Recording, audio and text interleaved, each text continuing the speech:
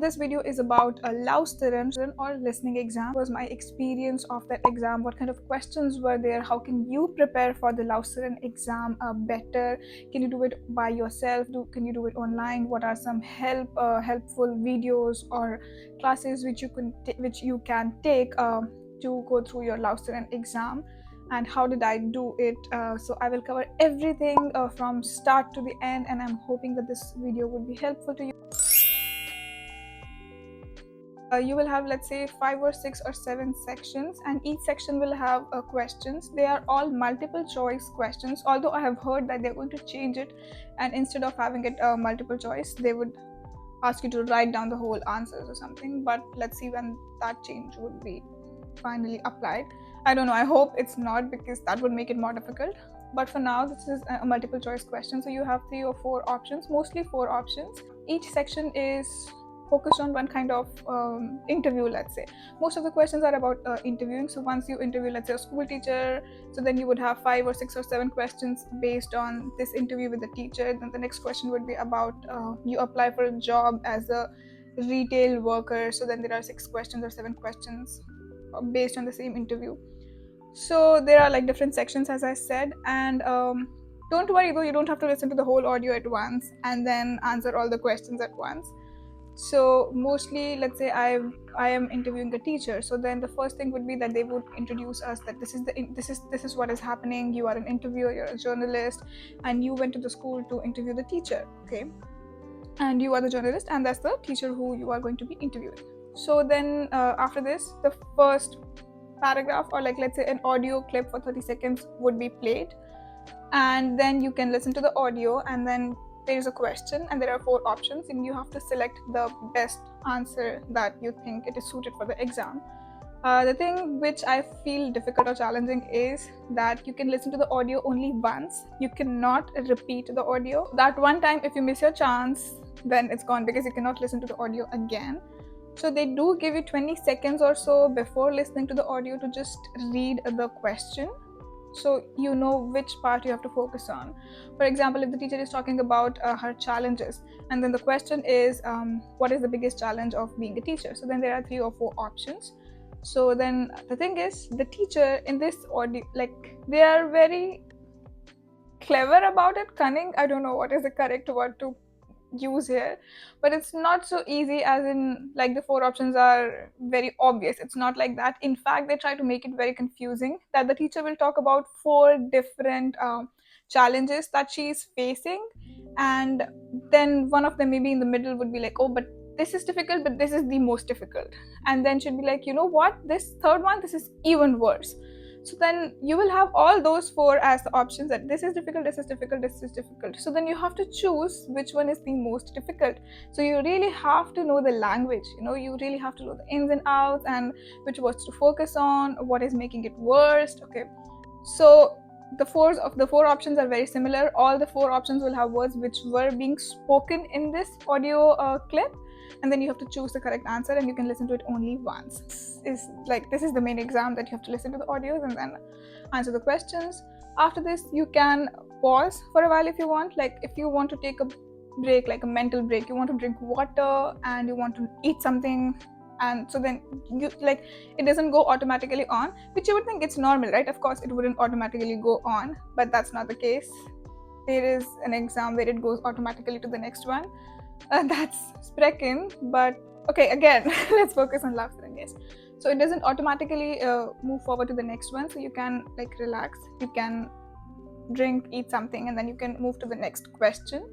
So once you move to the next question, once you hit the play button, only then it will play, and it couldn't go on its own. Now coming to the part where if you want to write things down, because I've also heard that some people, what they do is, because you cannot listen to the audio again, they just try to write things down. So of course the examiner, the exam hall, they would provide you with a pen and a paper. So there's just one paper. If you want, you can ask for another one, that's okay. But what I found is, when I tried to write things down, I was not really able to focus on what they were saying. I was just literally writing words down, whatever I was able to catch. And if you think this is a good strategy for you to write it down, do it. Because initially I thought I would write things down, so when I have to go back to check my questions or answers, because of course you cannot listen to the audio again. So I thought this would be a good trick for me. But what I realized was that I was just focusing on writing, and while I'm writing I cannot focus on the next word which was being said. So I was not really able to get the gist of what was happening in the audio. So for me, as I'm saying personally, for me, it did not work out for me to write those things down. So maybe do some practice exercises and then find out what is better for you. Is it writing or just plain listening and then correct and then marking your answer? What I did, as I said, was that I stopped writing because it wasn't a good idea for me. It didn't work for me. So I just listened to the audio nicely, carefully, attentively, and then I marked the right answer, which I felt the best answer was. And see, since you cannot listen to the audio again, there's no point of dwelling onto that one answer, like, oh my god, what is it, is it this, is it this, because most of the time the answers are really confusing. And honestly, now I have passed that exam, I have the certificate, like, you have passed this exam, but still some of the questions, they were so confusing that even now I don't know the correct answer to that question, because they all looked similar, they all were spoken about in the audio, so I don't know which one is the correct answer. The questions are also online, the answers are also online, so you're not doing anything on the paper except for rough work, but everything has to be done online. So you select you click and you select the correct option.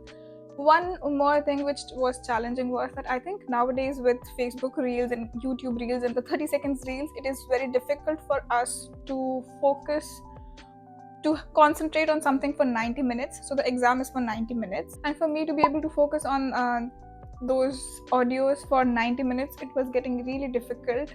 And yes, I think some of the questions I might have missed because the audio was on, but my brain was already on maybe the previous question or the next question, or what would I do once I'm done with this exam. So I have missed some of these audios, and as I said, you cannot repeat. So that I felt like, are you stupid? Why were you thinking about what would you eat after the exam when, like, right now it is really important to focus on this audio. So if you feel after 10 questions that okay, I need a break because I cannot focus anymore, then just take it. You can go to the washroom, that is allowed. You can drink water, you can eat something, that is allowed. You can do all those things. Just make sure in your mind you are aware of the timer that is going on. But make sure that, you know, when you're listening to the audio, you're 100% listening to the audio and all other things are out of your brain. It is easier said than done, because if it's just one or two audios, that's okay, but there are like 30-35 questions, so you are listening to basically 30-35 audios. So then it is difficult, I would say. At least for me it was. So this is something you should keep in mind. Once you're done with the exam, if you still have enough time, you can go through the answers just to check that if it's correct or not. But as I said, since you cannot listen to the audio, it's just depending on your memory of what this person said and which one of these do you think is the best option, and you can check and then you can leave the room. If I talk about the time, if it was enough time, I would say it was enough time, because I left the room probably 10 minutes early. I was done about 20 minutes before the timer, but I just wanted to go through the answers once again. So I was reading all the questions and going through the answers. I also changed some options here and there, which depending on my memory, I felt like, okay, maybe this suits better or this is more logical. So I did that. By the end, I started feeling if I cannot even listen to the audio, what's the point of going through it? But of course, you have to do your part. So I did that. The first few questions were in the audio form, but you can also get questions in the video form. So there's a video of a person speaking, sharing about their college or their school. I'm just giving examples. So they are talking about their school, that these are the activities which we provide, these are the teachers, that's the fee, this and that. Like, it could be anything. I'm just giving you an example. So you would have to listen to that audio. You have to look at the video and listen to the audio and then answer questions. So this is also a possible type of question which would come in exam. And again, you have to select from the multiple answers which one is the best one. I thought that this would be easier because there are also visuals, but just with the visuals, because it's sort of an advertisement video, so there are also background music and background chatter to show that they are in school and kids are happy. So this, and also sometimes I felt the audio was not so clear. The speaking part was a bit mumbled, but it depends how you are as a learner, which part you think is easier for you, difficult for you. So I think it's person to person, but just keep in mind that there's also possibility of getting these kind of questions not just in audio clip form but also in video form. passing is 500, the result comes in 4 to 5 weeks. They would let you know that. If I come to the topic of preparation, of how should you prepare, so there are certain centers, I think Adapple, I would try to leave the link for those helpful websites. So I did not actually go for any courses specifically for NT2A exam.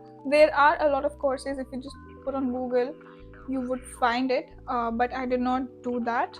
I just went on Google and I found old exam question papers. You can also find a lot of those on YouTube. So it's actually also on NT2A website.